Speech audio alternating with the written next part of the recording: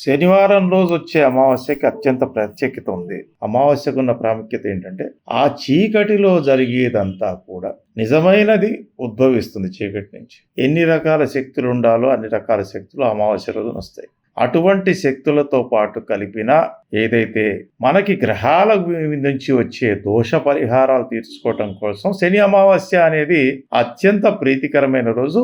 కాలభైరవ సహితంగా ఉన్న శనేశ్వర స్వామికి, అభయ శనేశ్వర స్వామికి పూజ చేసుకుంటే ఆ కాలాన్నే మార్చగల శక్తి కాలభైరవ స్వామికి ఉంది. శనేశ్వర స్వామి అమావాస్య రోజు వస్తున్నారు కాబట్టి అమావాస్య రోజు వచ్చే శని అమావాస్య అంటే శనివారము అమావాస్య, దానికి ఉన్న ప్రత్యేకత ఎటువంటి దోషాలకైనా పరిహారము మనకి భూగ్రహంలో మనకి ఉన్నది అందుబాటులో ఉన్న రోజు శని అమావాస్య. అలాగే శని త్రయోదశి కూడా వస్తుంది.